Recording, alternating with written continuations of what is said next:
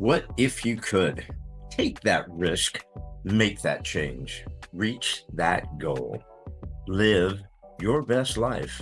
Welcome to another episode of the What If You Could podcast, where we get together with amazing experts and everyday people who share challenges, encourage healing, and explore the possibilities that life has to offer. I'm your host, Gary Scott, and I'm excited that you're along for the ride. Hey, everybody. Welcome to another episode of What If You Could. And with me, on my right or my left, I have no idea, is the lovely and stunning Tammy Friedman. Um, I've been looking for this to a long time. I know we always say that on podcasts, but we have been, and we've just had some earthly universe things kind of getting our way from getting together. So I'm so glad you're here, Tammy. I'm so thrilled to be here, Gary. Yeah, let's have some fun. I love how you've Yes, got your books in the background. I do. I do. I wish I had my others. Look at that. We Yay. Yeah. have we have a Yeah, couple that's here my that we very bought. first venture into coloring books. So, I love it. It's just the yeah, cutest little thing, and it we is both cute. It is cute. Yeah. we're both like just so passionate about the ocean. So I love that it's an ocean coloring book. So, but listen, Yes. I'm going to read your bio real quick, and then we'll fire Okay. away. Sure. Okay, guys. Tammy Friedman brings over 40 years of experience in the dental industry, having served in nearly every role imaginable from front office to owning her own dental practices. Tammy has also guided young dentists fresh out of school in starting their own practices. For the past decade, Tammy has been a technical project manager at a leading dental billing company where she channels her love of technology and innovation into spearheading projects that revolutionize the dental billing process. Tammy holds a bachelor's degree in education and is also a registered court reporter. Having dedicated time to child advocacy through nonprofit leadership, beyond her professional achievements, Tammy is a passionate ocean conservationist, actively engaging in hands-on efforts and advocacy to protect marine life and promote healthy oceans. We love that. A dive master and avid traveler, Tammy splits her time between Dallas, Texas, and the stunning shores of Belize, immersing herself in diverse cultures and marine environments. Her passions extend to children's education, particularly in the arts and environmental awareness. Tammy is the founder of the Giving Globe, an initiative that combines her love of conservation, travel, and education to inspire purposeful adventures and meaningful contributions around the world. Tammy's creativity shines as an author of children's books with projects that educate and entertain young readers. She is finishing her second book in her Ocean Heroes series, which highlights marine conservation, and launch an exciting new chapter book series, The Adventures of Milo and Bella, the Compass Chronicles. Oh, I'm going to have to read that because that's my biggest weakness diving is compass. I just can't do navigation. Yeah. Tammy is also working on her heart-filled memoir, The Greatest Silence She's Ever Heard, set to release in fall 2025. With a deep belief in the power of mindfulness, Tammy credits her personal practice as a transformative gift. Whether diving into conservation projects, writing imaginative stories, or spending cherished time with her grandchildren, Tammy's dedication to leaving the world a better place remains at the heart of all she does. That's awesome. Thank you. So, Thank you. welcome again. There's so much there. There's so many layers to you. There's so many things to you. I have one question to start out the gate, and you're such a doer, such a goer, have such passion for stuff. Where did that come from? Have you always been like that? I have always had a very giving heart, and I think that some of that, I think back, I lost my mother, it'll be 13 years ago in January. And one of my books, I'll kind of mention that because it is inspired by my twin grandsons. And they were born a week to the day after my mom passed away. And part of that story's theme is you'll always be enough. And I tell them that because they were born at a very a difficult time, at a time of loss for our family, but they filled my heart with much joy and happiness. So my mother was a doer. She was a giver. She was a person of kindness, and so I think that some of that was inherited from my mother, but also just being a lover of people. I love people. I love to appreciate people and understand the differences in people.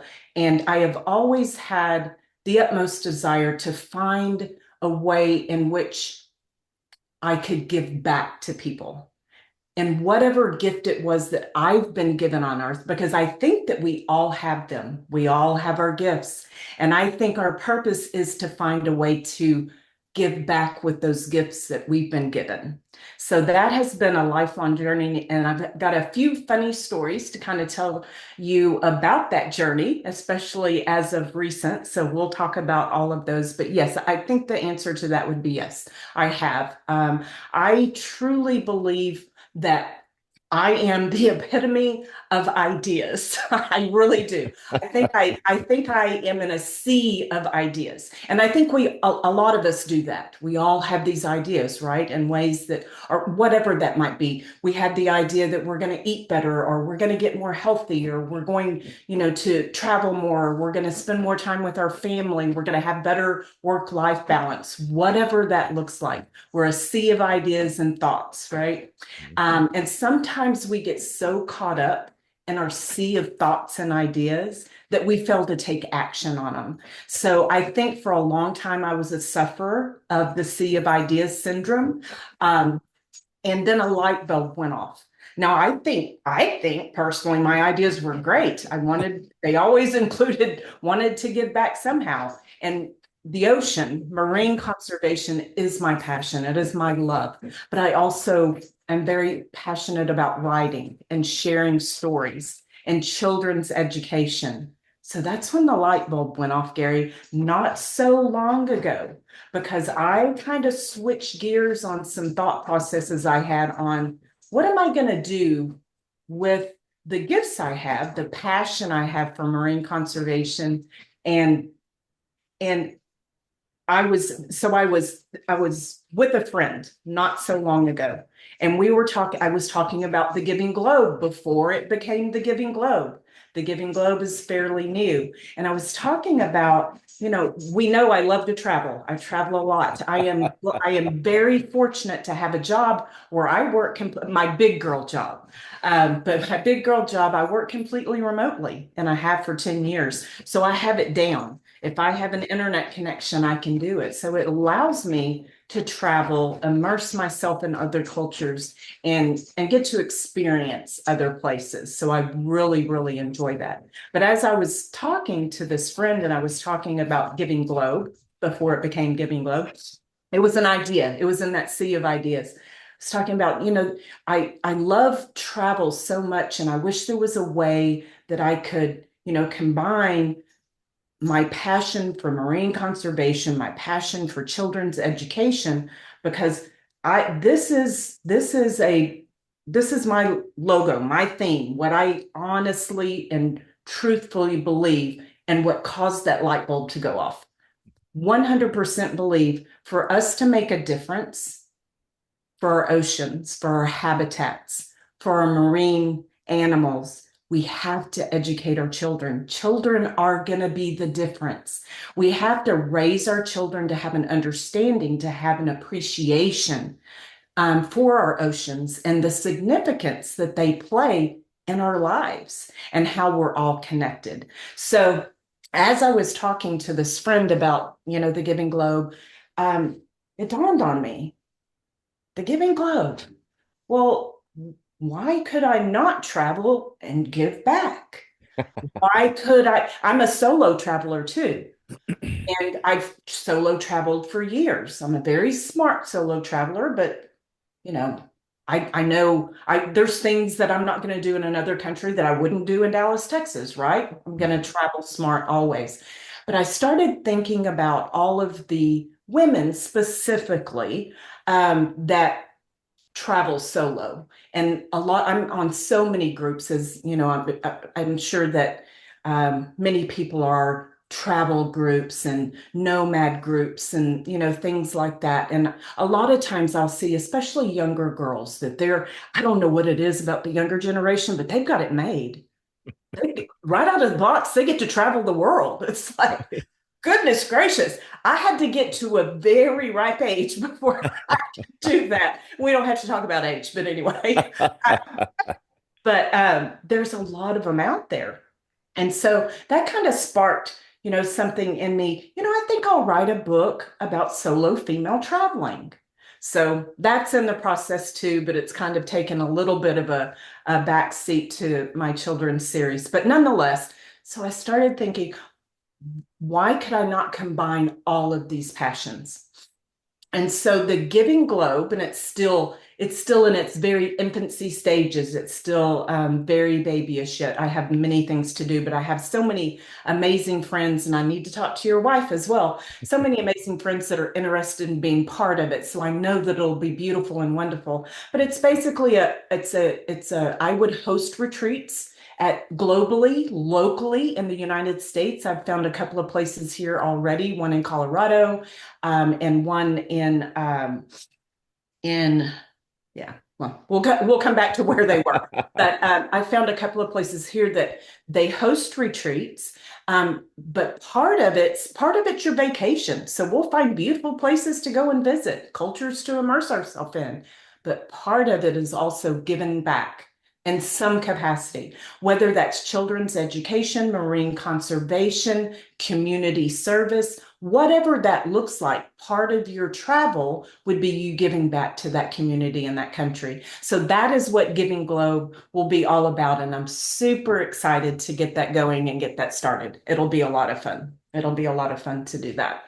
So I'll pause for a second. Anything that comes up from that, or No, can I just keep on going? you're on a roll. First of all, I've I didn't notice, I didn't realize you had a Texas accent until just now. It kicks in every once in a while. Every once in a while, I'm waiting to hear y'all come flying out of there, but I haven't heard it yet. Our son moved to Texas and after living in California, so we moved to San Antonio. And one of our first conversations, he out comes flying y'all. I go, Zach, did you just say y'all? He goes, yeah, we say that a lot here. Anyway, so Is you've that a got, legal contraction? yeah, right, exactly. So you've got a plethora of things that are in your little tiny 5 foot body there. Are you 5 foot? Are you 5'1". five So foot we one? got that Okay. one. Yeah, All five. right. I just Yeah. don't want to discount you. Wasn't sure if you made it past 5 foot yet. Um, Yeah. but you have so much in there. And the Mhm. crazy thing, we were talking this before we came on. The weirdest thing is we have never met in person. And I feel like I've known you forever. And, Elisa just raves about you. Right. But because your spirit, your soul, who you are just radiates through everything, whether it's a phone or it's the technology, whether it's, Twitter, social stuff, whatever. It's amazing. It's amazing. Yeah. So, with all that you have going on, because you do have a real job, we like to say we have a real job. Yeah. But I mean, the books, the travel, your diving, now your children's books, now your memoir, the global giving. I mean, that's a lot to process. So, There's a how are lot. you putting this into some sort of order? Are you just doing it all at once? Mm, coffee and adrenaline. That's my story. I'm sticking to it. So yeah, there is a lot going on right now. So I would love to talk a little bit about how I got into writing children's books. How does that happen, right? Yeah. Never would have ever imagined myself as a children's author. Um, it intimidates me, or intimidated me. I have a lot of respect for children's authors because it's not like you sit down and you just start writing a story. You have to put yourself in a totally different place to be able to write for children effectively, where you're going to engage them, where they're going to be interested in your story. So it was not something that I really had ever thought, okay, I want to write a children's book, right? but that's when that light bulb went off. Um, my gift, my gift is writing. I am very creatively gifted. I love to write. I love to tell stories.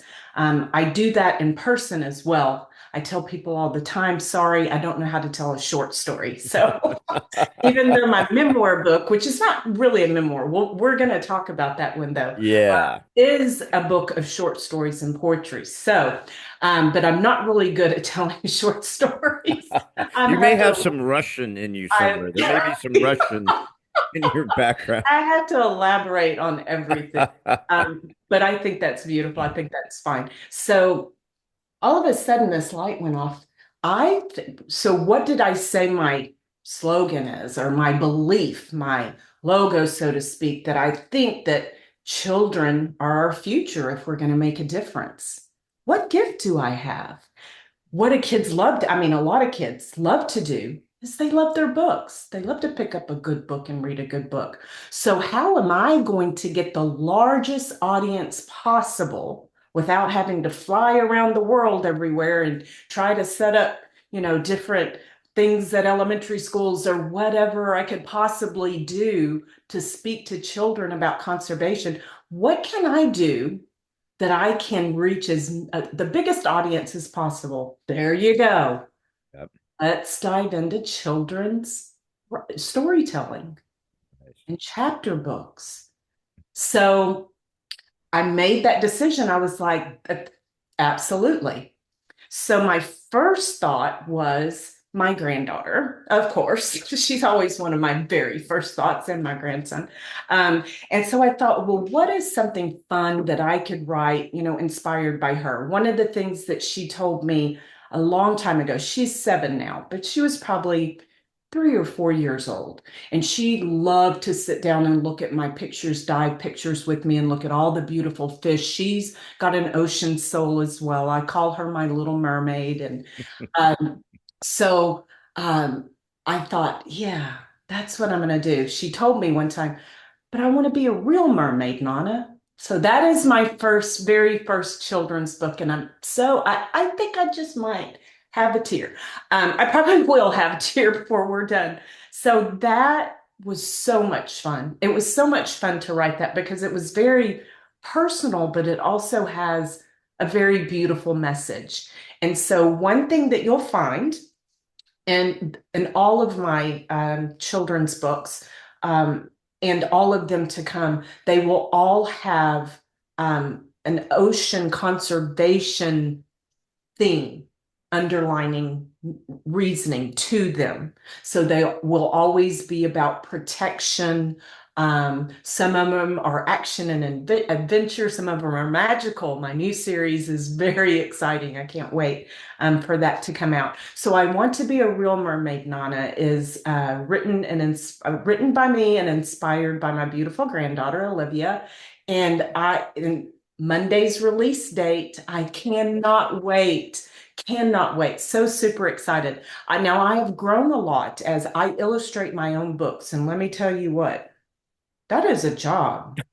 That is a job. I've taken a lot of classes since I started this journey.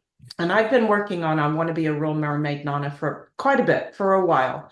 And when I first decided to do my own illustration, and one of the biggest reasons I wanted to do that was so that my books could be cost effective for people to be able to afford them, and not pay, big illustrators and things like that too. And I have a creative, gift anyway. So I've really enjoyed that aspect, but it is a lot of work and I'm very critical of myself. So when I look at a book cover that I've done, so I can look at I Want to Be a Mermaid now and I see things that I would have done totally different. Or I had I known the things I know now, I would have done different. But I wouldn't change a thing now because this is so much of my heart is in that first book. And I'm so super excited for it to come out on Monday, November 25th. And so on that realm,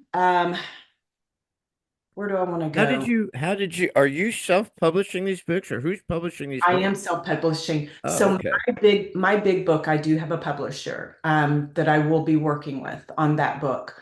Um, and we'll just say that I'm gonna go down that path for now. That's my plans with that book. I already have that one, a contract signed with that one. But when I decided to get into the children's uh, storytelling as a children's author, it's really hard to get, it's a long wait for people um, to publish books in that realm because there's so many children's authors out there. So I started talking to some other writer friends, author friends, publisher friends, people I know in the industry, and they were like, "Why don't you just self-publish your books?" So that is the realm I'm going in. It's been super, super uh, it's what is the word that I'm looking for? It's been an interesting process.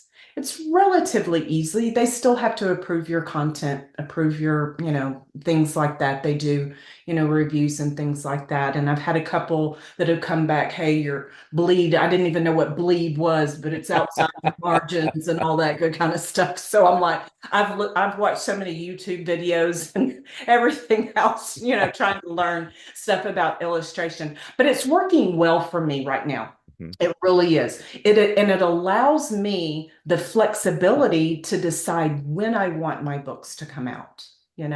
I don't have to wait for 6 months for a publisher to, do this, that, or the other, or, have it on some list or something like that. I'm a book. A bookophile? What do you call someone who just absolutely loves books? Oh, good. No, no. Yeah. I mean that my bookshelf Yes. is Yeah. packed. It used to be massive. I had hundreds and hundreds and hundreds of books at the Yeah. old house, and when I moved here, I had to downsize and go from 10 huge bookshelves down to my four, and it was horrible. Is there four? One, Right. two, five.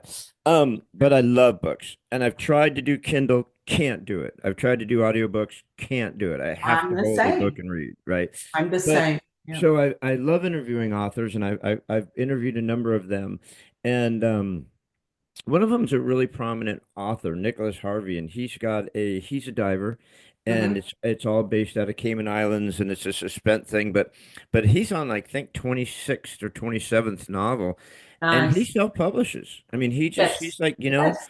I Love it. brought him to a bunch of publishers. They didn't get it. I Yeah. didn't feel respected. I knew I was going to be another cog in the wheel of like a million other books that they had. And so she self-publishes. And now that he's really got a big name, I mean, he sells a ton of books. Now they're like, hey, we'll come back. And he's like, nah, Yes. I Yes. got it. He likes doing it himself, even though he's pretty big now. Absolutely. And there are a lot of there's a lot of best-selling authors out there that do self-publishing now. It Mhm. doesn't change your story one bit. As a matter of fact, you get to keep it more authentic, which I like. So a Yeah. lot of times in going through editors and publishers, there's a lot of, cuts and changes and this, that, and the other. And I've heard a lot of stories from authors that have, really taken their vision of a story and it kind of takes twists and turns that they never expected for it to take. So Mhm. I'm perfectly happy the way I'm going. We'll see what happens with my big book later and what I decide to do with that. I've got lots of books coming though. So I let's love talk it. a You're just little you bit. know what Zig Ziglar always said. Zig Ziglar is just one of my favorite guys. He's from Texas also. He was from Dallas. And Mhm. Zig used to say, don't die with your music still in you. Yes. Get it all Yeah. out of you, and you're doing that. And I am literally doing that, Gary. when did you Literally. yeah, Yeah. you're coming at you big time. When did you get the dive bug? When did you start scuba diving? 2009. Wow, that's pretty 2009 recent. was, yeah, 2009. So is when I got my certification. So I think and I was just not just, let me take that back. Okay, I'm taking that back. I was an open water diver for probably 12, 13 years before I ever even did my advanced. Well, So I can top you there, kiddo, because I've been an open water diver since 1980. there you go. There you go. 45 years almost. I've been Yeah. an open water diver, and I went to take my advance with a young lady in Catalina, and now she canceled finishing my advanced because of silly stuff. Oh, But I'm yeah. still so Oh, 45 years later, I'm still an open water with nothing wrong with thousands of that. dives. And there's nothing wrong with that. That's why I ate my words when I said just, because there is absolutely nothing wrong with that. But Experience. because of the love of diving, I mean, you must have had some love and fascination with the ocean Oh before yeah. diving, I'd Oh imagine, yes. right? Oh yes. So my father, and that's I'm so glad that you brought that up because my father, when I was a little girl, my father worked with an environmental company that did environmental conservation. Wow. So my father was really big into conservation, but he also had a passion for the ocean. So I definitely spent a lot of time with him learning about various different things, conservation related and, things that are potential dangers and threats to, our environment and including our oceans and forests and things like that. So yes, I did grow up with a love for the ocean. I think some of that is an innate thing, that's something that was just within me. The ocean has always been my peaceful place. It's always, and I think a lot of people feel that way. A lot of people feel very peaceful in the ocean. And I think for me, that is one of the biggest gifts I receive from diving is the peacefulness that you feel when you're diving. So there's a lot of memes, a lot of fun jokes about, all the noise in the world, and we'll talk more about that because that's my big book where that came from. But and you descend the surface and it all goes away, and it literally does. It literally does go away. So for me, when I'm under the surface, there's just nothing to compare it to. Absolutely nothing to compare it to.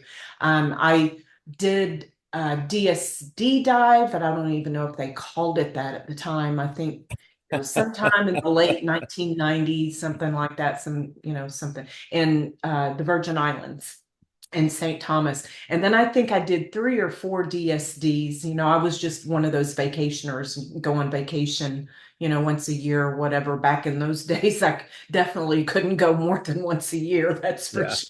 I was lucky to go once a year. Maybe it was every 2 years, who knows? But I would do, just discover dives. I just, it wasn't, I enjoyed it, but I just knew at the time I didn't have the means to be able to pursue it anymore. Yeah. So, but So with that love, I mean, that's why really your books are so centered on the ocean, they not just are for the kids, but I mean just that's right. where your heart They are. really is, right? Absolutely. Love And it. marine animals, definitely marine animals. I have such a soft heart and I don't even eat seafood. I can't even eat seafood. It's so funny. The further I got into conservation, the less food I could eat because I gave up seafood. I gave up all kinds of things. And it's not, and I don't care if anybody, you can have seafood. It's just that they are my friends. I literally wave at them and they're my friends and I take pictures of them and we talk. And I have the grouper friend in Belize. His name's Charlie, and I see him every time I go on that dive. And I think it's personal. All my shark friends that come Yeah. back to see me. If he And becomes a sandwich, you're going to be pissed. That's all I'm saying. oh, I'm going to be really pissed. Luckily, he is in a protected area, way down deep on a wall. So I think Charlie will be just fine, Yeah. unless something naturally happens to him. I for years was pretty much a pescatarian. I mean, all I ate was seafood, vegetables and fish. That's Yeah, all I kind of ate for yeah, forever. And when I got together with Elisa, one of the first things she said is, "You can't eat octopus. All right, yeah, no matter yeah, what. If I see you order octopus, we're done." yeah. It's over. We're done. Yeah, Yeah. right. And then I we still get watch the shocked and appalled. Yeah, I still get right. shocked and appalled if I go somewhere and I see octopus on a menu. I'm like, what's wrong with these people? I mean, and then after watching what was it, Octopus Teacher? Teacher, Uh, beautiful book. Beautiful book. Beautiful. yeah, that How was could you not change after that? How could you not change? That documentary Any was person. Yeah, incredible. Yeah. I mean, it was yeah. incredible. Incredible story. And honestly, Elisa is the octopus whisperer. No matter where we go, she always can find him and get Yes, him we out and found talk to him. several together. Yes, we Yeah. did. I just love him. And yeah, I still eat my fish. I'm sorry, guys. I No, still no, do. no. Go But for it. I just laugh at when we're in Catalina and we're diving and the lobsters just look at you and laugh. They're just like, you cannot touch me. You can't I touch love me. that it's preserved. Yeah, I love that. yeah. That's great. And So, I love yeah, your take on the ocean because honestly, all this stuff about the climate change and all this and all that, and they want to just have us just eating bugs and all that stuff, and that's fine. But yeah, they never talk about the ocean. I You know. never hear all these people in Davos in their private jets eating their private beef and their high-end wines and, trying to cut us off from all this stuff and just Right. never hear him talk about the ocean. It's all about we can't let the temperature rise 1 degree. I'm like, dude, the oceans help the temperature more than anything. Pull your head Absolutely. out of your butt and start focusing on Absolutely. our oceans. Yes, seagrass, mangroves, all of it, our habitats, it all, it's all connected. And you know what?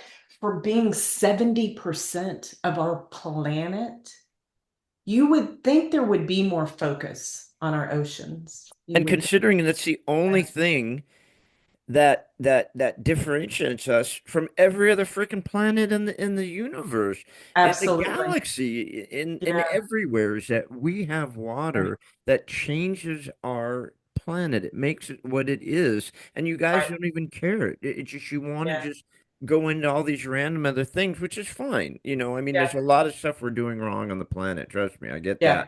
that. But Yeah. when you think that there's a trash ball spinning around in circles at the size of Texas that no one Mm. cares about, and that these other Yes. countries keep dumping more and more garbage into our oceans. There's more plastics in our oceans, and no one cares. No one even talks about it. Yeah. Yeah. Absolutely. Yeah. That's so true. So it's really interesting. I'll have to send um Alicia information. So I've got a second coloring book out, and that's just a little fun projects. It kind of lets my mind, just go, you know, drop down just a little bit from the writing, although I absolutely love it and I'm obsessed with it. And there's so many stories in my head, and I am so in love with my latest characters, I cannot even tell you. They are the most fun, adventurous kids, and I absolutely, And that's Milo and Bella. Milo and Bella. Oh, Milo and Bella have some great adventures. If you know any kids in that age group, about 8 to 12, when those books come out, and I don't, if I never write another series and I just write 100 books in the adventures of Milo and Bella, I will be happy. They are super fun, super fun. Want to be a Real Mermaid Nana. Second book in that series, which is the Ocean Hero series. So both of these books are just kind of, ocean hero theme type thing. My second one is Twins of the Tide, inspired by my twin grandsons. I have twin grandsons that are 12. Imagine such a thing. Yeah. Always be enough is the theme of that. And then I will write a third book, which the idea is here. What's really funny is my hard drive is really full because that brain is not as young as it used to be. So I tell people all the time when I forget things, I tell them, I say, I'm sorry, but I had to get rid of that in my drive so I could create new stories. I say that often, but I will be writing a third book that will tie those two together. I want to be a Real Mermaid Nana and Twins of the Tide. And that is Tide of Change. And so that book will come out sometime in December. Tie those two together, and then that wraps up that series. And so my new series, which is the Compass Chronicles, Adventures of Milo and Bella, is, I don't know. It just makes me smile. Do you see this smile? I feel like my face hurts. I adore these characters. And I don't know. I don't know if you're supposed to personally get involved with your characters that deeply, but they're just fun. They're really Oh, fun. you They've have got to. they've got Yeah. some great adventures coming Yeah. up. That's so much fun because you could And I was telling you about Nick, who does his heroine is AJ Bailey, Okay, and yeah, and yeah, AJ, she she's just a dive instructor in the Grand Caymans, and she doesn't yeah, need to get in all these adventures, but all these things just she's come to the island. Next thing you know, she's rescuing stuff or doing whatever. yeah, And now, like I yeah, said, I think he's got 26 or 27 books. So because people are just so enamored and just love this book and love the characters in the books, he uh-huh. started an AJ Bailey weekend in Very good. Florida where divers come out and they live the adventures of AJ Bailey. It's really I cool that love you started that. this. I love that. Right. So you could do that as a children's thing, right? I mean, you could Yes, have yeah, like a children's weekend somewhere where the kids yeah. come out and get to be Milo and Bella. Yes, that How would be fun good. is I that? love that. Yeah. Yeah. So one of the things I put in the back, even my newest coloring book, which is Whimsical Wildlife. So it's not Whimsical Wildlife is not ocean related, but it is animal related. And it's a lot of the animals that are in there, they're different. They're not your everyday ordinary animals. It's so conservation related still. Even the extinct saber-toothed tiger is in there, but he's in there for a purpose. He's in there to show that as humans, what we've done to our planet and why these animals are going extinct, what's happening to these animals. So in the back of every single book I have, there is, except for my very first coloring book, and I wish I would have done this, but that's okay. I learned. Every single book I do now, whether it's an activity book, whether it's a coloring book, whether it's a novel, a chapter book for kids, storybook, there are lessons, there are facts about the animals that have been depicted in the story. There are ways to get involved. One of the whimsical wildlife, there's all kinds of information. The I Want to Be a Mermaid Nana has some amazing activities in the back. So there's the mermaid code of kindness that is in the back of the book, and there's Wait, facts. wait, wait, wait, wait, wait, wait. Yeah, Did you yeah. say the Mermaid Code of Kindness? Mermaid Code of Kindness, absolutely. I Which, love it. yeah, got to teach your children how to be kind as well. Yeah. That's Um, awesome. so Especially to animals. Be kind to absolutely. animals. And Yeah, to we raised our respect them. kids on a little ranch out here. We had a couple of acres out here in Ranch Mirage, California. And so we had goats and chickens and horses and ponies and guinea pigs and snakes and dogs and cats. And I mean just Mhm. we just kept acquiring more and more. And they grew up with a garden and with animals. And that they're the gentlest men. They're just caring. They love animals. My one son is canine in the Air Force. I mean, he Yeah, he runs the kennel at Andrews, and I think it's so important to raise children to respect and care for animals. I mean, it just makes a absolutely. difference in the children. It really does. It really does. And I think that the ability, even if you're not a pet person, but the ability to love and respect and um, for animals says a lot, I think says a lot about a person's character. And So, you, you've got the children's books, yes, and you're the ocean conservation. You still yes, have an actual real job.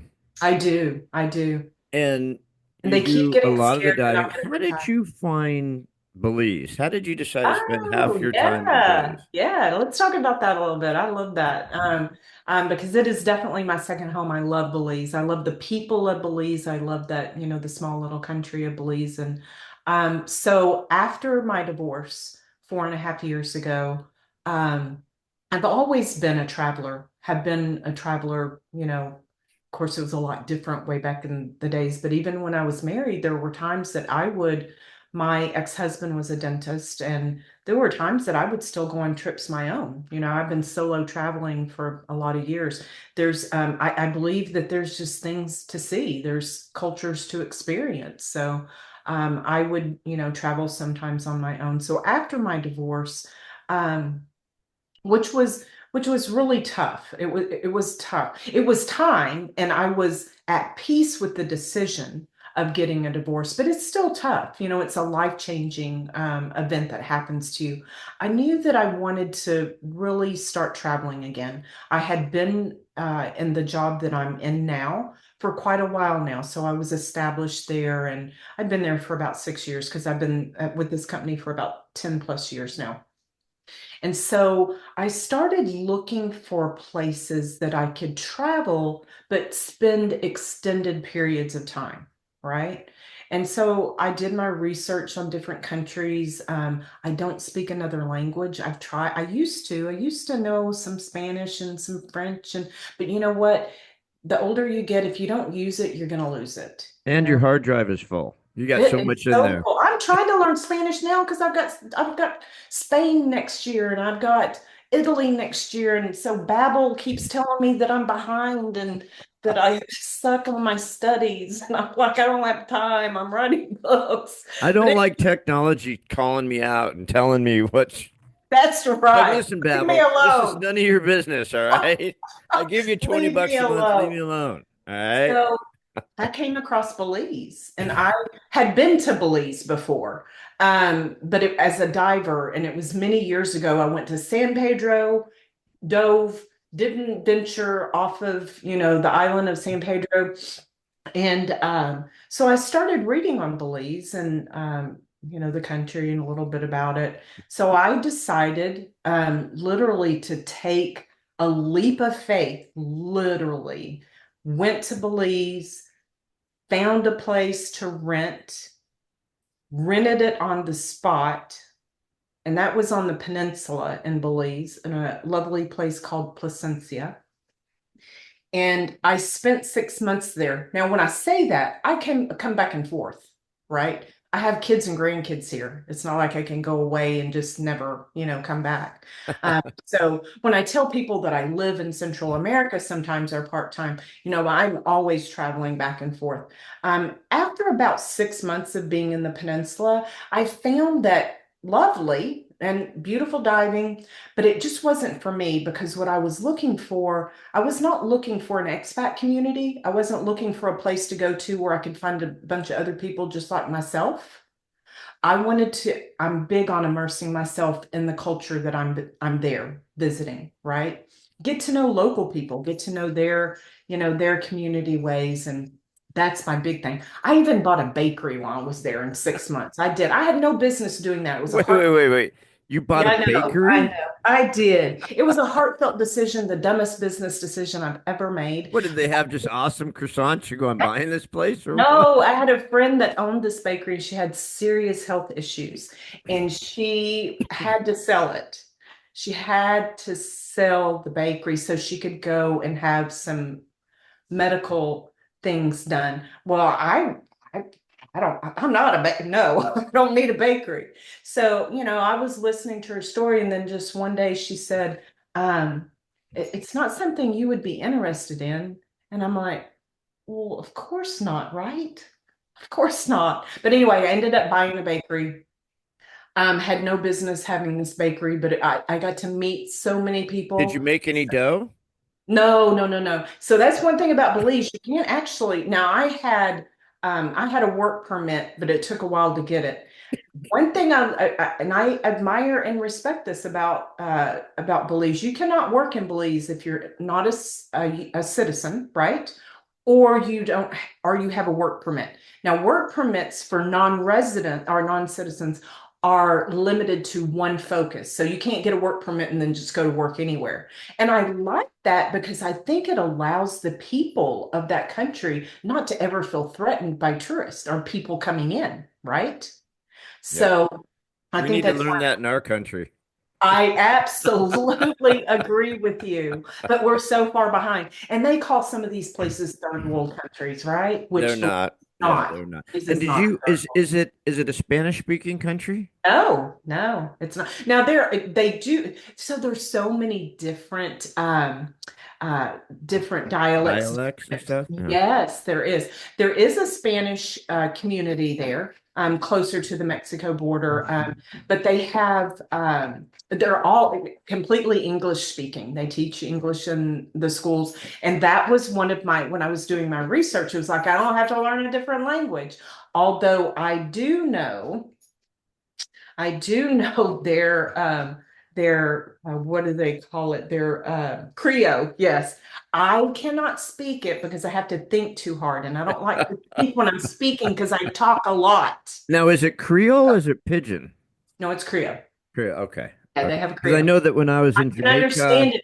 I can and understand it 100% now, though. But I have a right. Belize family now. I mean, I've immersed myself really. I have, a family that adopted me, so many friends. Absolutely. So went over to Key Cocker, which is a small little island. I can see the reef out my back door. Literally, absolutely love it there. It is just their motto is go slow, and they literally do. Gary, there is no paved roads there. It is sanded roads. But There's cars. I love, so love. here comes this little 5'1.5", well, Yeah. maybe 5'1" ish, Five little one. Don't little. forget my one. Here comes this 5'1" fireball of energy spinning around in circles and shows up on a place whose motto is "Go slow." Now, Isn't that funny? how And did you make do that you know how adjustment? many times I've heard slow down? I'm I'm serious. sure I a did. lot. Oh yeah, yeah. I'd be riding my bicycle. Slow down, mermaid. Slow down. Everybody calls me mermaid there. But absolutely love it. Now, next year I won't be spending near as much time in Belize, but that's okay. It's all Now, good. do you have a property there? I rent a place there. I did Okay, not cool. buy, Cool. so I Okay. just rent a place. So that allows me the flexibility. Yeah. Probably will not keep that for next year because I'm going to do a lot of travel in Europe next year. As I mentioned earlier, I think I'm going to do some stuff in Spain and some stuff in Italy, and then try to see some places around there while I'm there. Got a You couple can of hit really. Dubrovnik because the diving in Dubrovnik is amazing. Oh, cool. I'll Yeah, have to you check can it out. dive Now, in Dubrovnik. those two trips are not my focus is not diving, but I'll search it out You're and going to be right there. You got to give it a one chance. of the places I'm staying, the girl, it was the craziest thing. Small world, it shows you what a small world. So I'm looking for a place in Spain, Denia, Spain, right?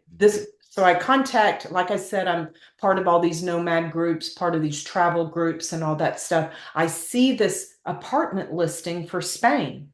And the girl says, um, or the advertisement's talking about this beautiful apartment, shows pictures, and it's like right in the beautiful, you see the sea, and it's just absolutely gorgeous. And I'm like, that sounds beautiful. Because I wanted to go to Spain. So we start conversing back and forth, send her a message to get some information. Well, come to find out, and she's in Portugal, living in Portugal. Her mother owns this apartment, beautiful apartment in Denia, Spain. Um, but she does all the marketing and stuff for her mother, right? Well, she used to live in Honduras, which is next door neighbors to Belize, right? She was in a relationship. Her long-term boyfriend in Honduras was a member of a band. His band that he owns plays regularly at a resort called Cocoa View Resort in Honduras, which is my heart. I love going there. When I go to Honduras, I stay there. So Wow. I had met her boyfriend before. Now, how does that all work? I don't know. The universe is an That amazing thing. all worked. Absolutely amazing. And she's a dive instructor. That was my biggest thing. What Wow. in the world? How does that happen? Wow. That Wow. happen? We were Yeah. supposed to go to Cocoa View for our honeymoon, Mhm. and we just didn't make it. They canceled our flight the couple days before, and then it was Oh, just a yeah, nightmare. We were so excited to go to Cocoa View because we've heard just yeah, so many amazing yeah. things. Go sometime. But so the universe is an amazing place. So are you going to rent her mom's apartment in Yes, Spain? yes, I am. That's Yes, I awesome. am. I'm That's so awesome. excited about that. So we So got why that are all you set going up. if you're not because I know you center your world around diving a lot when you're on the road. What's making you go not to a dive trip? What you just immerse yourself in a different culture with Spain and Italy? Mhm.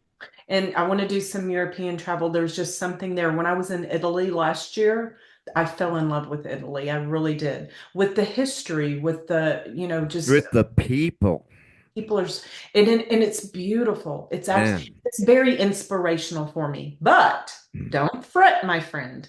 I have two beautiful dive trips scheduled for next year. I'm doing thresher sharks in the Philippines, which I'm super excited about, and then Mozambique. And Mozambique has been so Mozambique is the trip that will wrap up the final story of what we'll talk about next before Wait, wait, wait, wait. Where's just, I mean, I used to be a really great geography guy. Africa. Africa. Okay, that's what I Yes. thought. Okay. So a couple of days of a safari, then we'll just hug the coastline of Mozambique and do a lot of diving there. So that will wrap up the final story in the greatest silence she ever heard. I almost couldn't say it either. Um, Yeah, I which couldn't is say it six, yeah, seven times in a yeah, row. I couldn't say which it. is my big bummer. Before we get to that though, because Yeah. and I know your time is valuable, so I'm not going to take up too much more time. So, so Belize, you just were like, this Mhm. is you were looking for a place, you stumbled across it, and you just found your heart there. Do you Mhm. think that'll end up being maybe one day your main base, or is Texas going to always be your base? I think Texas will always be my base just because of my involvement with my kids, grandkids. And we don't have to talk about age, but I think, healthcare system there is not good, as it's not in a lot of those small little countries. Even when I was in Fiji, I had a dive accident when I was in Fiji and was in the hospital there. Very struggle, a lot of struggles in the healthcare system there. Um, so I think as, I have to think about even though I'm still young, I have to think about that, right? I have to think about what the future looks like if I'd had health issues. I'm not saying absolutely no because I don't know. I don't like to make long-term decisions. You I move like, around. You're a I little like butterfly. No, Yeah, you're a I little like to keep butterfly. my We're options open, and I can tell you, my kids, they're so supportive of my crazy, oh, I decided I'm going to go to Spain next week. They're like, okay, mom, whatever. Okay, that is whatever. so awesome though, because what we found, my first wife and I, she was a travel agent, and that's how I Hmm. met her. Because back in Hmm. the day, you actually went to a travel agent, Yes, which I yes, still think travel agents are really valuable. So for the yeah, travel I do agents out too. there, I think they're Yep. very valuable. But so she was a travel agent, and have always had a travel bug, and I was fortunate because I worked at a restaurant. I was waiting tables.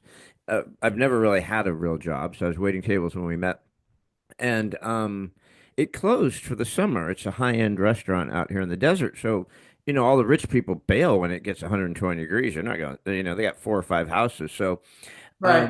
we were able to do a lot of traveling in the summer, and so when we had kids, that was the first thing we said is that a lot of people go, oh, kids will hold you down, and don't have kids, get your traveling out of the way first. We're like, oh hell no. I mean, we took Chris to Hawaii when he was 6 months old. We took him to Yeah. all of, through Europe. We've been to Hawaii and Jamaica. I mean, we Yeah. just travel the kids because besides the animal thing and learning to grow up in that, travel is the best thing for kids. Hmm. They get outside this bubble of America or their little, life or whatever, and they see other cultures and they see other things. It's a big deal. Travel is one of the most amazing things you could do for It yourself. is. It is. It's such a gift, and to expose children to that is great. That is absolutely wonderful. So And are my you with grand, your diet with your books though? It's really stressing on conservation Mhm. and just the adventures and stuff that go with the conservation and the Yes, diving. yeah, yeah. Um, I just love that because the kids really need to know. I mean, I know a lot of people are against SeaWorld and things like that, but that was our hangout when the kids were young. We Yeah. had a season pass. We drove from the desert, 3 or 4 times a month to take them to SeaWorld and immerse themselves in the animals. And as Mhm. much as people are against SeaWorld because you're keeping the animals there, a lot of times that's the only way children The learn only about the exposure. oceans and about Yeah. the sea The life only and stuff. country. Yeah. You I know, say so that a lot. Yeah. it's a I say tough that. it's a tough choice. But the with your diving now, and what's the basis of your book, the greatest silence she ever heard? Is it your memoirs on diving, or is it more autobiographical in total? Well, so here's the thing. When I put memoirs, originally that's what I was going to do. Is I was going to do a memoir type book, but that's not what it has turned out to be. So I need to quit introducing that book as that. Um, this has been a long-term um, work of there's so much of my heart in this book. And this book is a book of short stories and poetry. Um, Short stories and what? Short stories and poetry. Poetry. Poetry. Yes. So some of the short stories are fiction trips. There's one story that's absolutely wonderful that I wrote. I finished the story up after I did the Maldives just recently, because it's three college girls, and part of they grew up together. Their parents were neighbors when they were kids. They grew up. And they're going on this grand adventure. They're all divers, and so that there's some of those stories in there, but there's also some nonfiction stories in there. There's some very fun adventure things. There's some very heartfelt things in there. Um, the loss of my brother was very significant in my life. Sometimes we lose our parents. We lose people in our life, our grandparents and things like that. But it's really hard to lose a sibling, especially a younger sibling. It just doesn't feel quite natural. So there was a lot of conflict that went on in my life when my brother passed away. How old was your brother? My brother, at the time he passed away, he is 2 years younger than me, and that was 5 years ago. So he would have been 48-ish, something like that, when he passed away. Yeah. I don't Yeah, know. April was I, 46 yeah, when yeah, cancer took her. absolutely. 46. So, when that's just so young, 48, 46, that's Absolutely. insanely Absolutely. young. Yeah. Were you He guys got close an as brother and infection. sister? Yeah, we were. He was my person. And he got an infection, brain infection in the white brain matter. And it was a very sad, sad, sad thing to watch. Very sad. So I was angry for a while. I was very angry for a while. And I don't want to get into um, any kind of a religious conversation at all. But we'll talk a little bit about spirituality because that's where my mindfulness journey came from, and a very big theme of the greatest silence she ever heard. So there was a lot of noise going on in my life, and a lot of other things, a lot of significant things that had happened, and a lot of battles that I was facing. I have a daughter that has mental illness, my youngest daughter. Um, and I may ask, I think I can go here. I think I'm okay with going here. She had a suicide attempt, and that, as you can imagine, I was the one I found her. Uh, and there was a significant reason that I was sent to where she was at, and found her before it was too late. That so there that was probably the most difficult thing that I've ever been through in my life. But my point in bringing up my brother's death, and then something very personal, which is my daughter's suicide attempt, um, is that there was a lot of noise in my life, a lot of noise, a lot going on, a lot of conflicting feelings, a lot of doubts, and just a lot of noise going on. So I stumbled across um, a podcast one time. Believe it or not, love podcasts. Um, and the topic was mindfulness.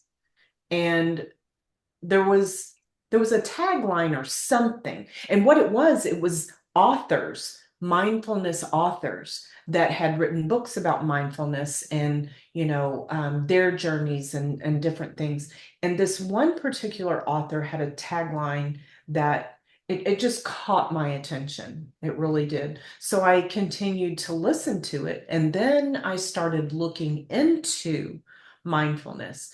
And it was interesting when I first started looking into it, I kind of rejected it because, and this is ignorance on my part, not understanding ignorance, not literally being ignorant, but my lack of understanding. Mindfulness is based on a lot of Buddhist practices, some of the most calm, peaceful people that you'll ever meet, right? Mhm. Well, and again, I'm not talking about religion, but I was like, well, I'm not Buddhist. I can't do this. How am I going to practice Buddhism? Little did I You know that's can't not keep your mind, you can't keep your mind that quiet. exactly. Um, And I was so there was a great conflict going on there, right? Well, Yeah. maybe mindfulness is not for me, right? Because that's not for me. And that's not what it's about at all. It's not about that. It is about your own spiritual journey, whatever that looks like to you and whomever, whatever that looks like to you. So I'm so glad that I got past that initial ignorance of the topic and an understanding of mindfulness and let myself really dive into it because it was literally the greatest gift I have ever given to myself ever was learning how to slow down, not literally, we know that'll never happen, but to slow my mind and to be able to live in my moments, appreciate my moments, and to let go of truly let go of those things that and accept even be more accepting of people. And when I say you literally can become love, you really can. And I've seen a lot, you talk a lot about that in your posts and different things that you say. So you get what I'm talking about. So it truly was the best gift that I ever gave to myself.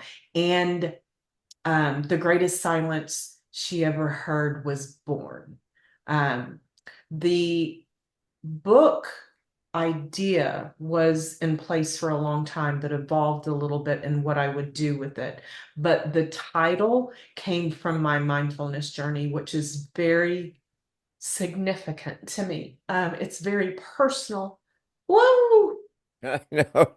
very personal to me because it allowed me so much freedom, so much freedom. Now I've fallen, I fall off the wagon sometimes, and I have to get myself back up, and that's perfectly okay.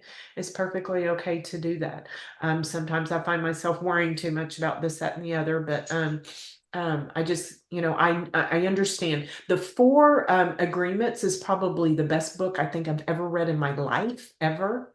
And as far as being able to take something from it and apply to my life, I mean, I've read some really awesome books. I think I want to be a real mermaid mama, is one of the stuff I've read. But for being such a tiny book, the Four Agreements is so impactful. It's Exactly. tiny. I mean, you So could read it in an impactful. hour if you wanted to, Yeah. but it's something Yeah. you have to return to over and over. It's been Absolutely, you do. incredible. And Yeah. that was my whole point in the fourth agreement. Just do the best you can, just keep trying and do the best you can.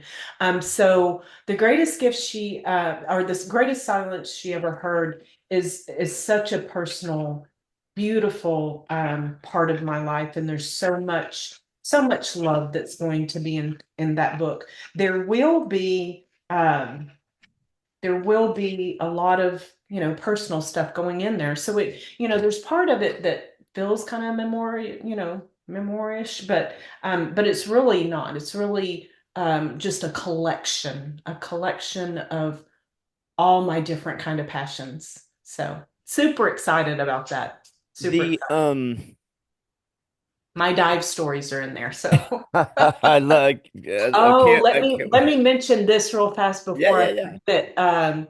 In Twins of the or in the third book of the Ocean series, Cameron and Malachi get their junior Patty diver certification. Woo, Yeah.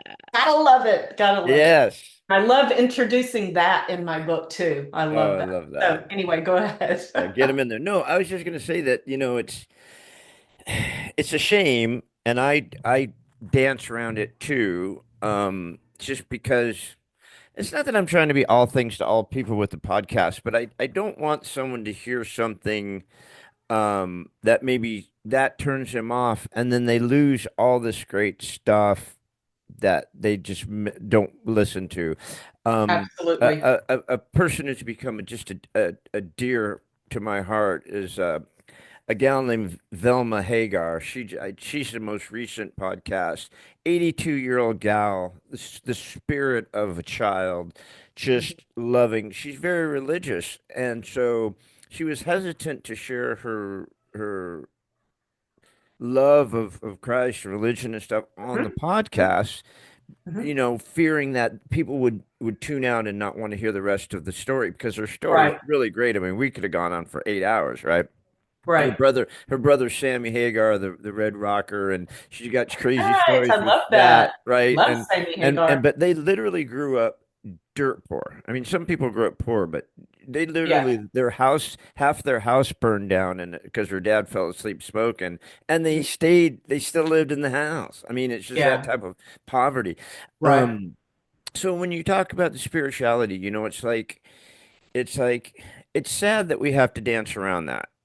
It's sad that we can't Yeah. just express whether it's our love of Christ, love of Buddha, love of the universe, love of the ocean, love of the earth. It doesn't matter where your spirituality Right. comes from. Right. But I think we all need or we all crave or we should have I'm not sure what the word I'm looking for, but having spirituality should be in our soul, Oh, yeah. Yeah. regardless of I where don't it care comes who from. you are, it resonates in there somewhere. And however that comes out is for you to figure out, and for you to do. And I respect that for everyone, Yeah, and it's sad that some people get so, like, oh, we hate these people or we hate that people or they're like that or Mhm. they're like that. Yeah, absolutely. It's like, dude, if you don't believe in that, that's cool, but you don't need to degrade them or, be so negative against their beliefs because that's something that's special to their soul. I mean, Right. let Absolutely. them have that. Why can't you have that? But if I may, I want to touch on just a couple of things about your title for the greatest silence she ever heard, which I still,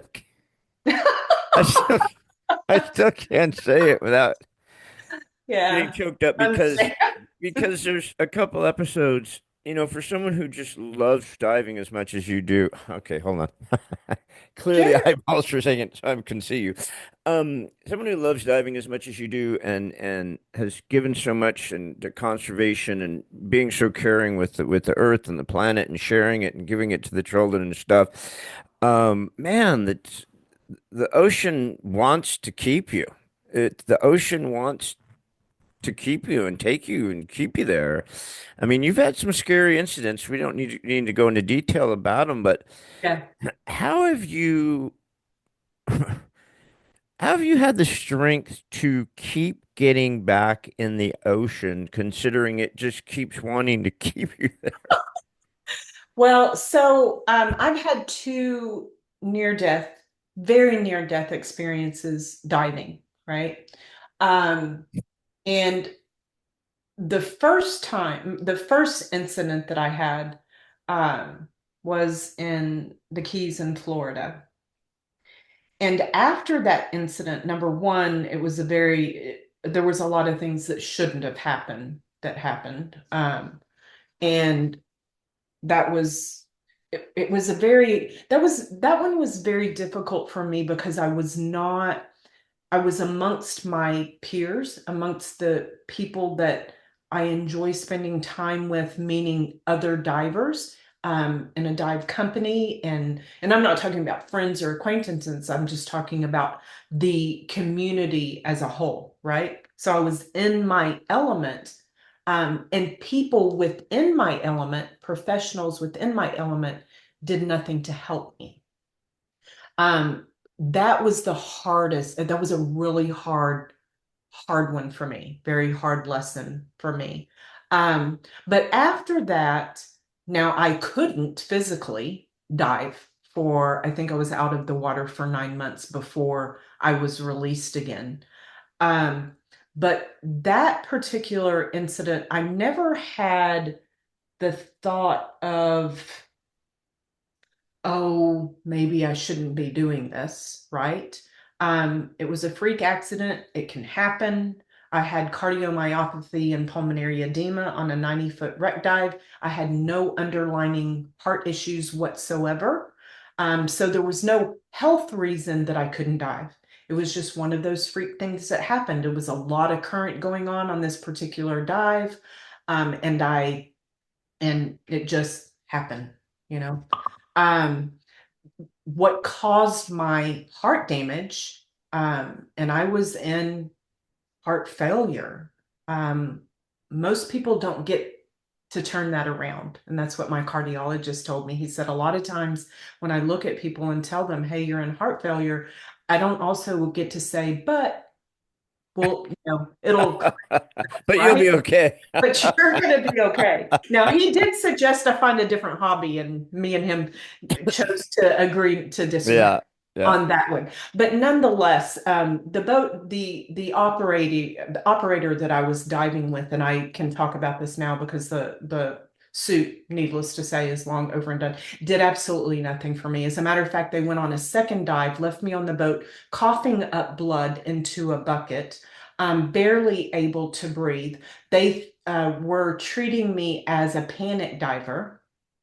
And captain of the boat is the top of the boat while they're on the second dive. My dive buddy that I was there with stayed with me, but she didn't know what to do. So by the time after my accident, I got back to shore, which they didn't even help me get equipment off the boat or anything. I mean, it was crazy, Gary. It was absolutely crazy. Um, and I got to the hospital. They thought that I had had a heart attack because my D-dimer count, which is indicative of a heart attack, was so high.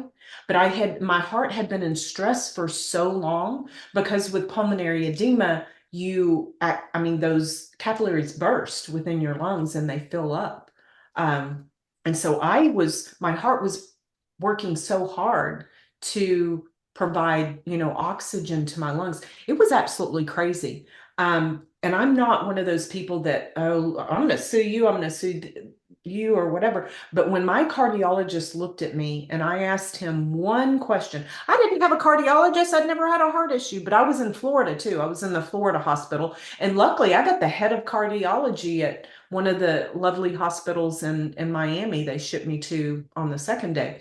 But anyway, when I asked him this question, I said, Doc, had they given me proper care, given me oxygen, or done, something for me, could it have prevented this from happening? He said, absolutely. Then I knew that. And then I started hearing stories of this particular dive operation and other people having, issues. And the more I heard, I was like, this is crazy. Somebody's going to die. And maybe they have, I don't know, but somebody's going to die. So I did pursue that. Now, Uh, was this a dive shop in America, or were you? yes, yes, Wow. yes. And Key So you Largo. weren't like down in who knows where. I mean, you were in No, America. You'd no. think I these was in guys my would home be. country. I was in my home country. Yeah. um, One of the biggest operations in Key Largo, Florida, which absolutely is absolutely crazy and Wow. broke my heart that people in the industry would do that. As a dive professional, it really did. But I was also very thankful as an experienced diver that it was not a young, you know, fresh out of, dive certification diver. So I really was. So that was my first incident. So by the time I was released medically, I was ready to get back in the water, and I never had any apprehensions whatsoever.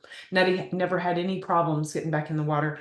I was, I went back to my home waters in Belize because that's where I'm most comfortable for my first dive.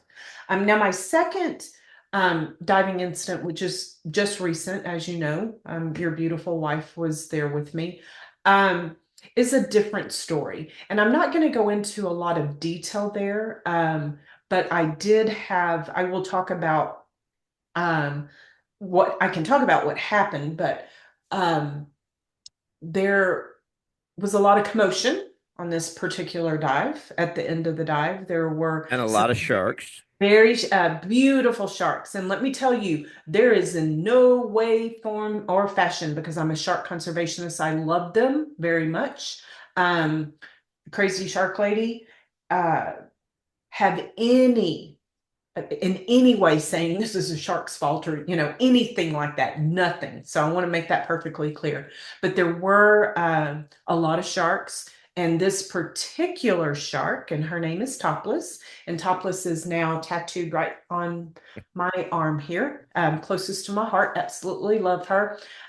She was very upset and didn't like her guests that were in the ocean that day. That is, and I always tell people we're in their world, and that we should be very respectful. She had been gone for about 3.5 years. The dive guides there had not seen her around for a while. She was looking a little bit skinny, so she was probably a little bit hungry as well. So she had a little bit of aggressive behaviors going on. And when a shark gets aggressive, they do a lot of darting in and out, dorsal fins, down. And so, anyway, that to create at the end of this dive, there was a lot of commotion going on. And somehow in this commotion, my regulator hose got pulled from my mouthpiece. My mouthpiece was still in my mouth, though I did not know that my hose had been pulled out. And I took a deep breath. And when I took that breath and the water hit my lungs, I, of course, violently, started coughing. And then also looked down and realized I had no air source, connected to this mouthpiece.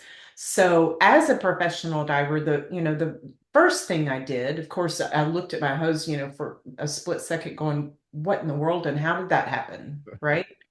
Um, Shark handler is in front of me because Topless is over here causing, making a scene, making her presence known over here. So he's trying to take care of her. Um, so the first thing I do is I look down for my octo, and I keep a magnetic clip here. So my octo second air source is always right here. And I looked down and it wasn't there.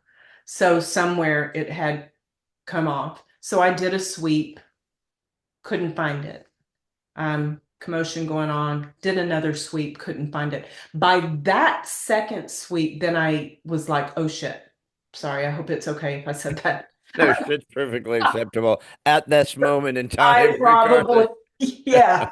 I probably said something worse than that, Yeah. but so I started looking around for help, right? And I could not I mean, people are trying to ascend, blah, blah, blah.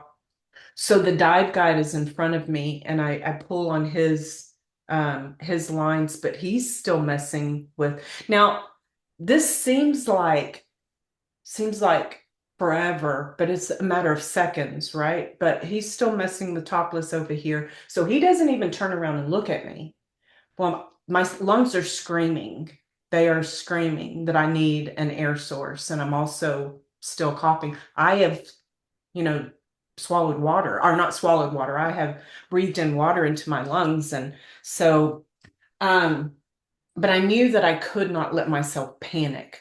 But what did happen to me, um, I'll do the very best I can. What did happen to me was an overwhelming sadness because I knew that I had, one of two options. I either took a breath because my brain, your brain is very powerful, very powerful.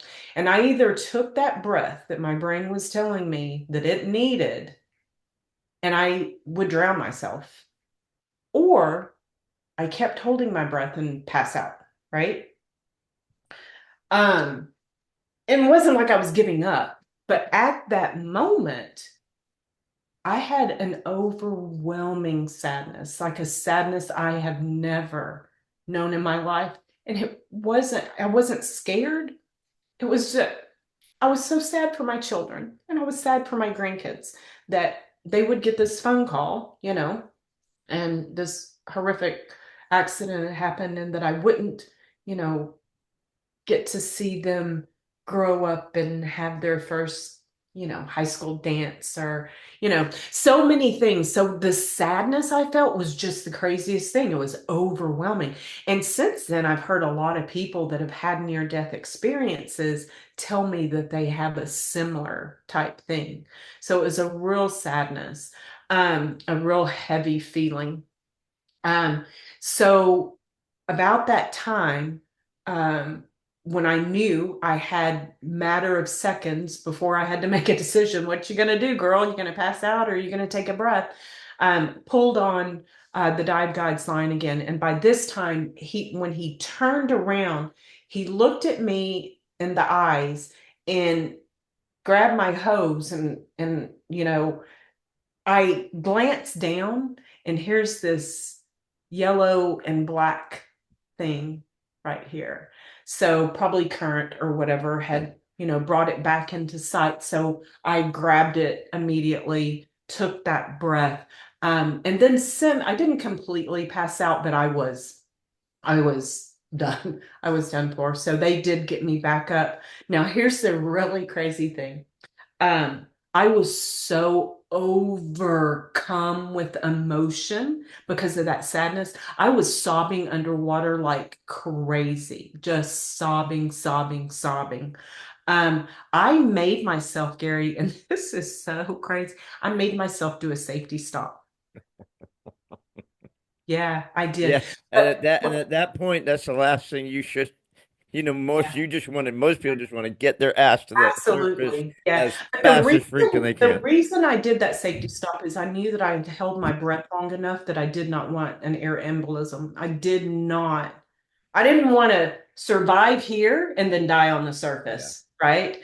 So I made myself and one of my very dear friends that I met there, his name's Walter, and his soon-to-be wife, they got engaged there in Fiji. Lovely couple that we met there, and they just became very dear to me. He stayed with me the whole time, was an absolute I mean, just was absolutely wonderful for me.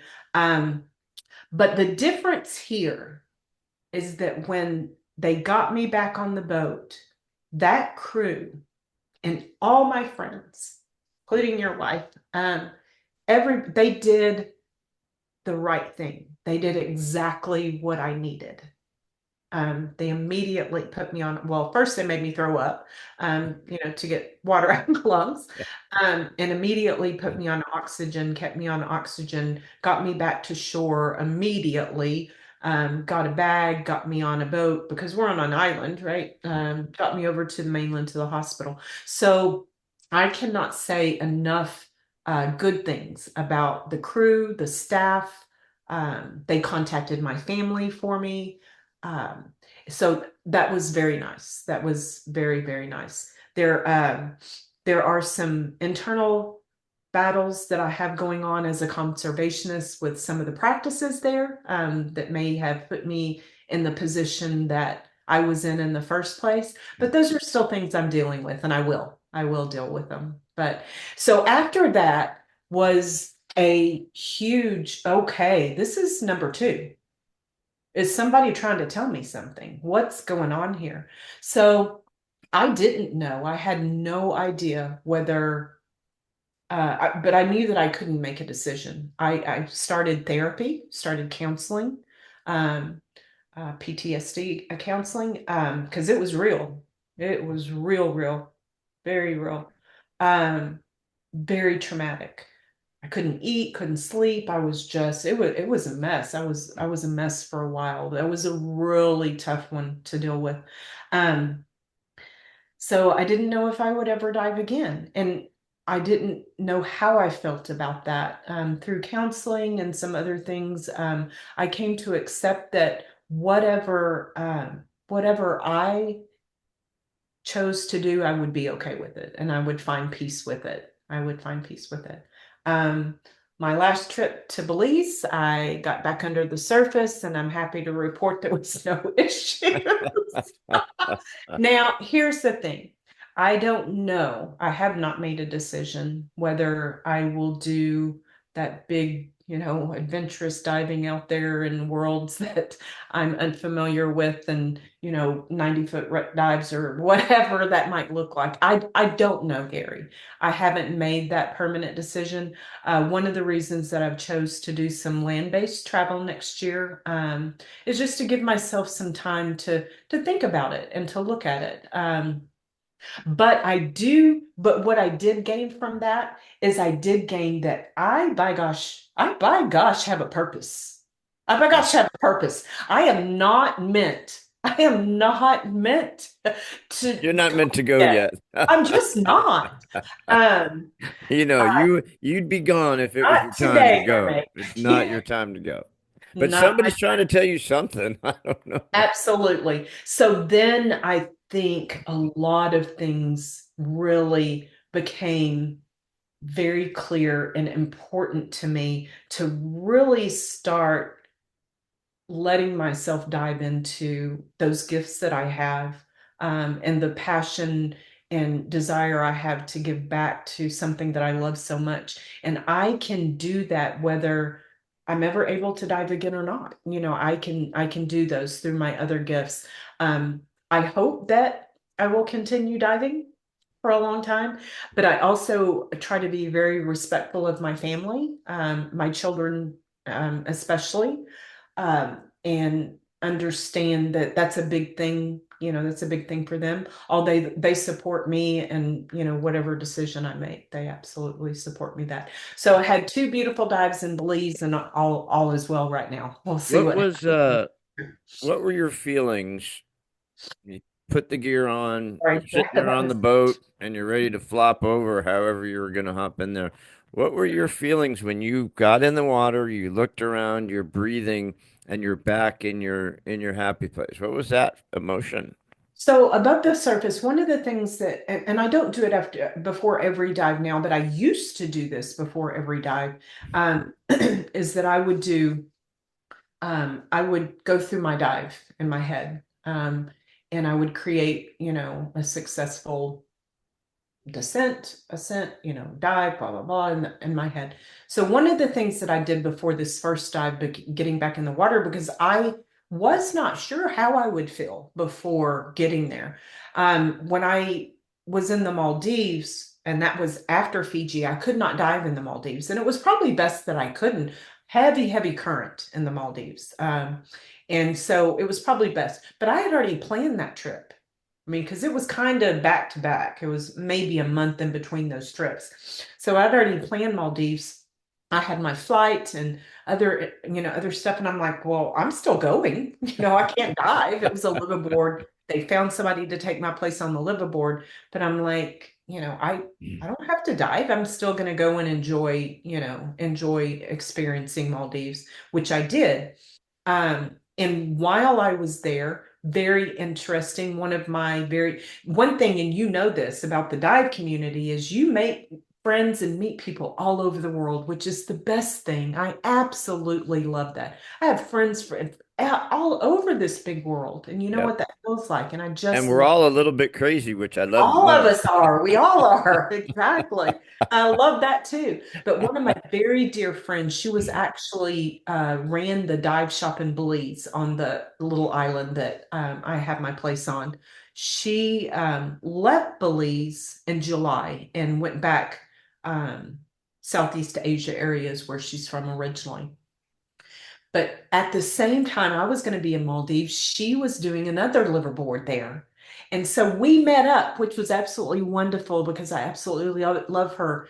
At the time, I was staying at this particular place, absolutely beautiful place. Her and I went out one morning, did some snorkeling because I wasn't supposed to dive anyway, according to the dive doctor in Fiji, who was an absolute delightful person, absolutely wonderful. Occasionally he still reaches out just to make sure I'm doing okay, which that is beautiful. That is absolutely beautiful. But anyway, we went out snorkeling. I did fine, no problems, and I know that snorkeling's a bit different, than diving, of course, but so she went on her merry way the next day, went on her liveaboard, and I moved to a different area. So I had set up three different places in three different areas of Maldives that I was going to. Moved on to my next place, and I thought one day I was like, oh, you know what? Yeah, I think I'll go out there and snorkel again, right? And I had a panic attack. And that upset me because let me tell you what, I am a real mermaid. I'm a real life mermaid. I've never been afraid of the water a day in my life. But here's what happened to me. Big, beautiful area, nothing, just absolutely the bluest water. What they say, if you've been to Maldives, you know, but what they say about the water there is true. It is so blue and beautiful. And so the further I got out, something got in my head about sharks coming into the shallows. And I couldn't get it out of my head. And it caused me to have a slight panic attack. And I had to come back in. I couldn't continue snorkeling. And when I got back, I was so upset because I was like, why in the world would I ever do that to myself? But through therapy and all that stuff, I've figured all that out. There's no logic to PTSD. And we don't know when it's going to be triggered or what's going to trigger it. So I'm kind to myself and I don't question myself anymore. If it happens, it happens.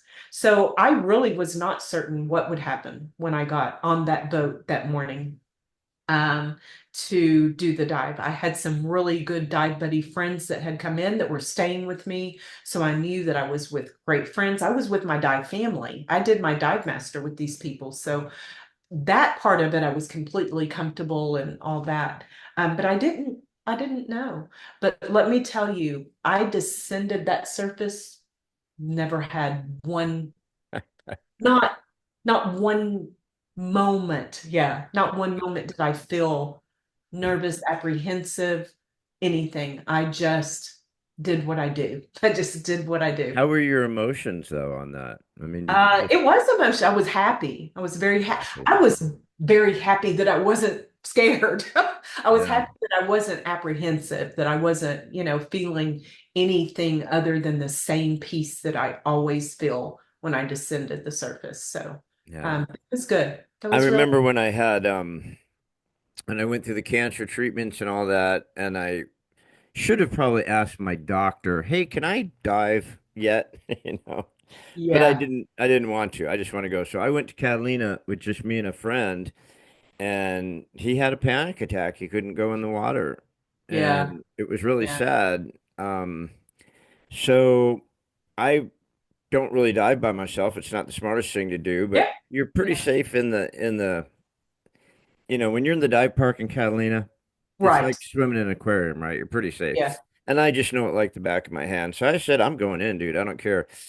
When I got down after about a year and a half of diving, I cried. I mean, I was filling up my mask with tears, Oh, not yes. seawater, right? I mean, I Oh, was yeah.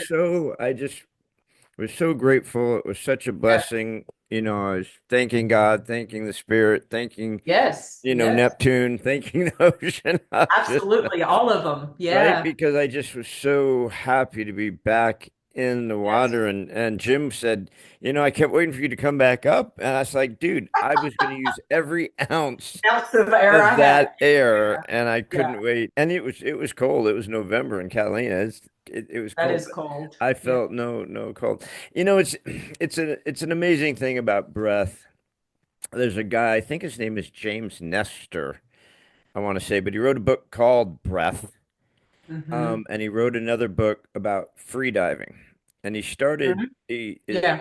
the book on free diving was pretty amazing, where he works with these people who go 700 feet. I mean, not 700, 400 feet underwater holding their breath, right? Free diving. These Hmm. championship people who are definitely off. They're definitely mermaids. And then he was so enamored by that, he wrote a book about breath and Huh? Yeah. the breathing techniques, and like these monks who can sit in snow and make themselves melt Right. ice around them and things like that. But the mind around breathing is so incredible, right? I mean, it's like you said, all of a sudden your mind is you're losing your mind, right? Yeah. When you can't take a breath because you're underwater. Your lungs Right. are already full of water. Right. I mean, your mind is like going cuckoo. So, I mean, the fact that you got back in is a Yeah. miracle. Well, the fact that you're here is a miracle, but the fact Yeah. that you got back in is another miracle, kiddo. That's Yeah. I wasn't sure, I wasn't sure what would happen. But the emotions that you just talked about, absolutely understand that after my first one. Oh, so emotional. So yeah, emotional. it's Yeah. an incredible thing. But you are here for a reason. Gosh, we've got the conservation, we've got the children's books, Mhm. we didn't even touch on the global Yeah. the Yeah. giving globe. I mean, there's so Yes. much there, but you've been so gracious with your time already. But just real quick before we go, what again is the giving globe? Okay. So Touched the on it a Giving little bit, Globe. but Yeah. So the Giving Globe will focus on hosting retreats for not necessarily just solo travelers, and it definitely won't be just for women solo travelers. It will be for any travelers, really. But the purpose of this, we'll have retreats in various different places. The purpose of it will be travel, which is one of my passion. All right. But also giving back to the community. So travel with purpose is kind of the slogan. And I've had that idea for quite a while up on my website. So super excited about that because I get to continue to travel. And I can also include other people that have a passion of travel because other people can host retreats for me. They can do their own oh, retreats in different you can places. have the giving globe ambassadors.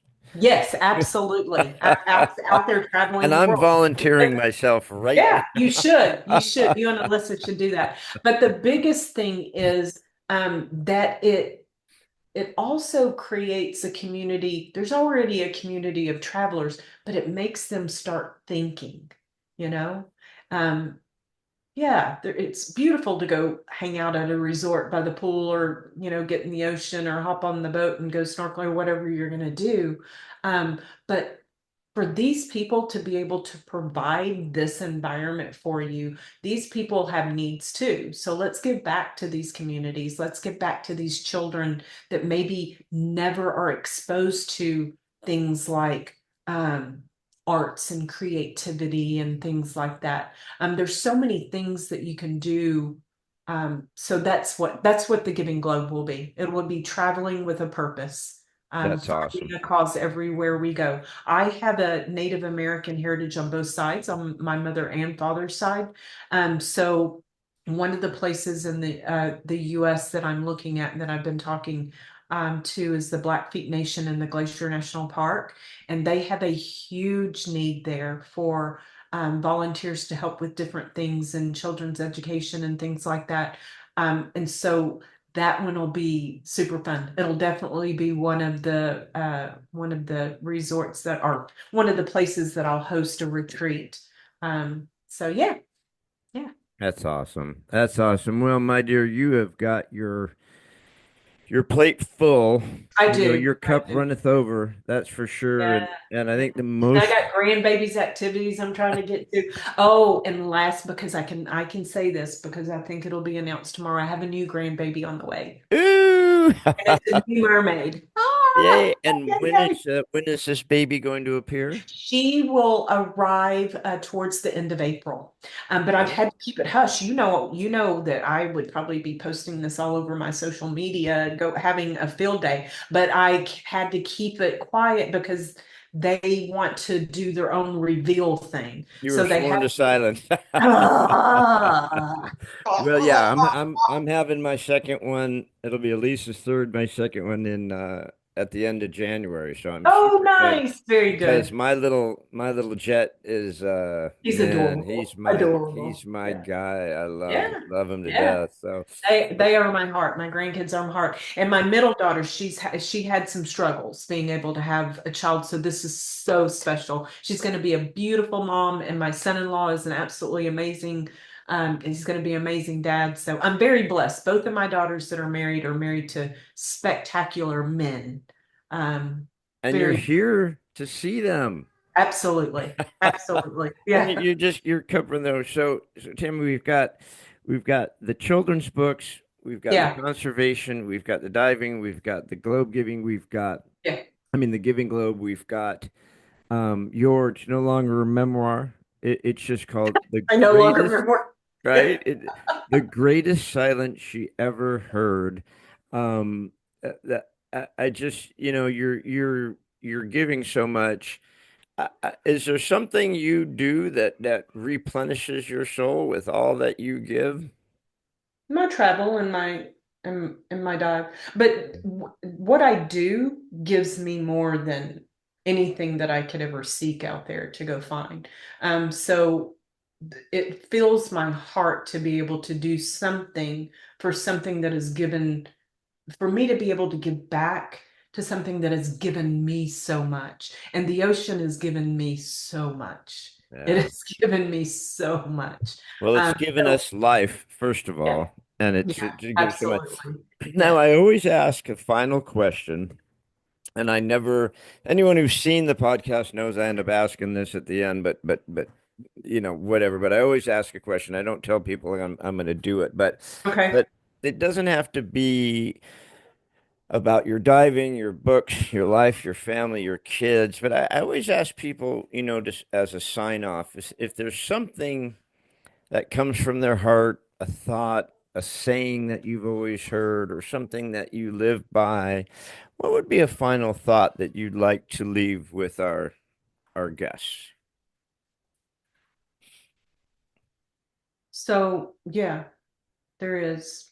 Um, so one of my, signatures, so to speak, is always peace and love because I feel very strongly about peace and love. So I think for me that would be kindness is free. It really is. Kindness is free.